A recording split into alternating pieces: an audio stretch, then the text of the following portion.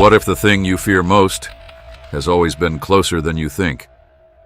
What if it's been watching, waiting for the right moment to strike? I'm Cairo Maddox, and tonight I'll take you into the darkness where your deepest nightmares come alive. But before we dive in, don't forget to hit that subscribe button and leave a comment below. Let me know what kind of stories you'd like to hear next.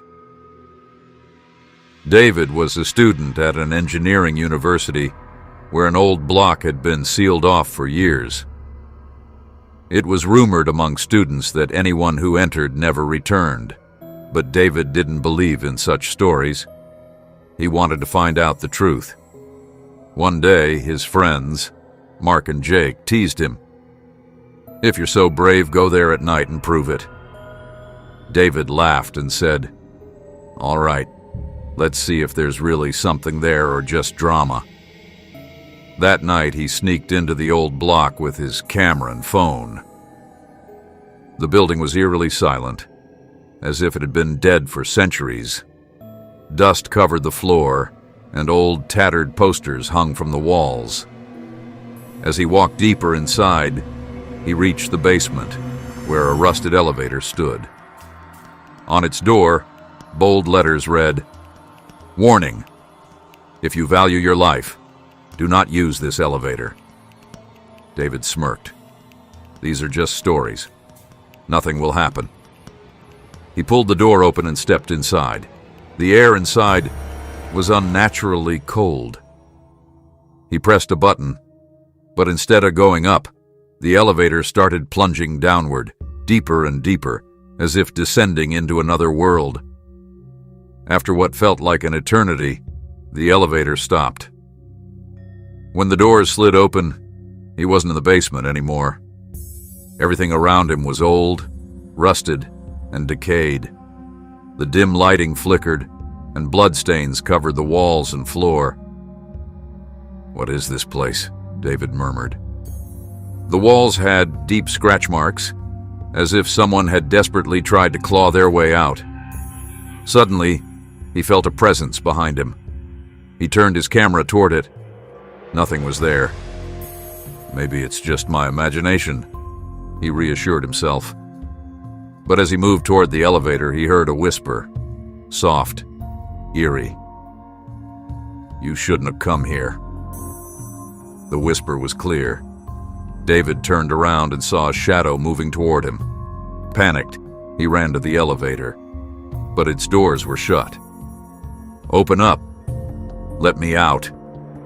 He pounded on the doors. The shadow rushed forward and grabbed his arm. Its touch was ice cold. "Now you'll stay where the others did," David screamed, but his voice only echoed back. Just then, the elevator doors creaked open. Mustering all his strength, he freed himself from the shadow's grip and leaped inside. The doors slammed shut, and the darkness outside disappeared as if it had never been there. The next morning, security guards found David unconscious outside the old block. When he woke up, his friends asked, "What happened?" David told them everything, but when he checked his phone, all recordings were gone. "This is impossible. I recorded everything." Then he noticed deep scratch marks on his arm, like someone had tried to drag him back. 2 days later, curiosity got the better of Mark and Jake. They went to the old block, and on the elevator door, a new message had appeared. "Next, it's your turn." David had returned, but he was no longer the same. He suffered from terrifying nightmares, visions of the shadow calling him back. Many nights he woke up screaming, drenched in sweat.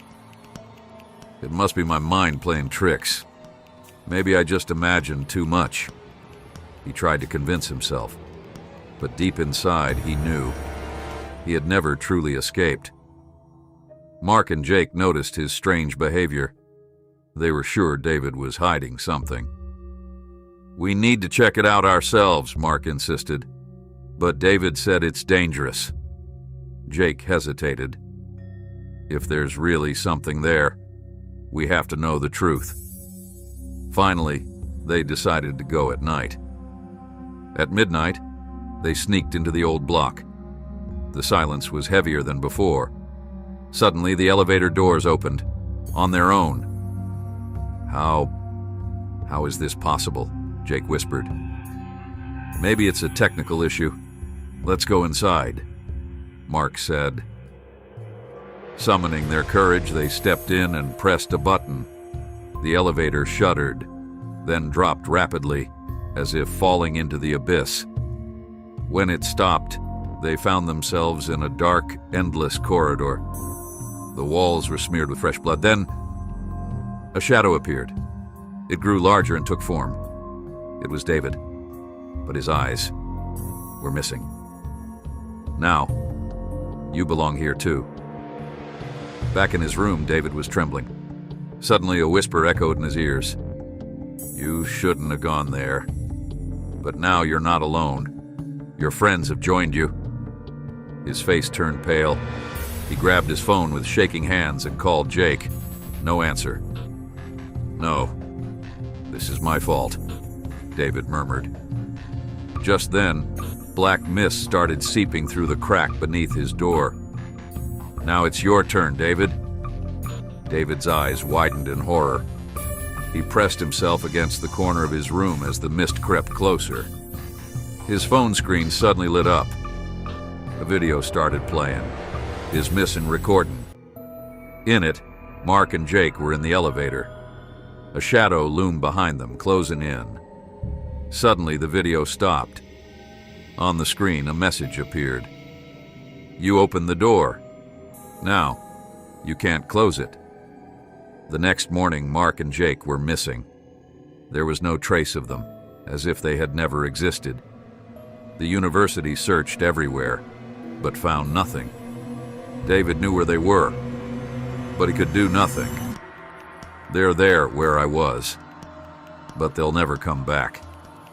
That night, a new video appeared on David's phone, without a sender, as if it had been sent from the void. He hesitantly played it. Mark and Jake stood there. Their eyes were hollow. Their faces bore eerie smiles. We're back, David. Now it's your turn. At 3 a.m., there was a slow knock on his door. David hid under his blanket, holding his breath. Look at us, David Weebury. We've returned. The knocking moved from the door to his window. We've come to take you back. Terrified, David gathered his courage and peeked outside. His heart nearly stopped. Mark and Jake stood outside, but their eyes were nothing but black voids, their smiles unnatural. Come with us, back to where it all began. The final disappearance. The next day, the university heard shocking news. David had vanished too. The administration permanently sealed the old block, but at night, security guards swore they saw the rusted elevator doors opening and closing on their own. And sometimes, if you listen closely, you can hear a whisper from within. We have returned, and now it's your turn. A new beginning. 6 months later, 2 new students, Liam and Adam, joined the university. To them, the story of David, Mark, and Jake was just an urban legend. If they disappeared, why weren't their bodies found? Adam questioned. Exactly. People just make up scary stories. Liam laughed. Let's go check it out one night. And that was the mistake everyone makes. At midnight, Liam and Adam snuck into the old block. Everything was quiet. Dust, abandoned walls, nothing unusual. See? Nothing's here, Liam laughed. But as they neared the elevator, the doors opened by themselves. Inside, darkness awaited. How did that open? Adam's voice trembled. Maybe the wind. Let's check it out, Liam said. As they stepped inside, the doors slammed shut. The elevator shook violently, then plunged downward fast and unstoppable. Where is this taking us? Adam screamed. The elevator stopped. The doors slid open. They found themselves in a long, dark corridor. Bloodstains marked the walls. Then, they heard it. A whisper, "You're late." They turned around. 3 figures stood before them. David, Mark, Jake. But their eyes were nothing but black voids. Their smiles, unnatural. "Now, it's your turn." The next morning, Liam and Adam never arrived at class. They had vanished, just like the others. And on the elevator door, fresh blood spelled out, "Once you enter, you never leave. Next, it's your turn."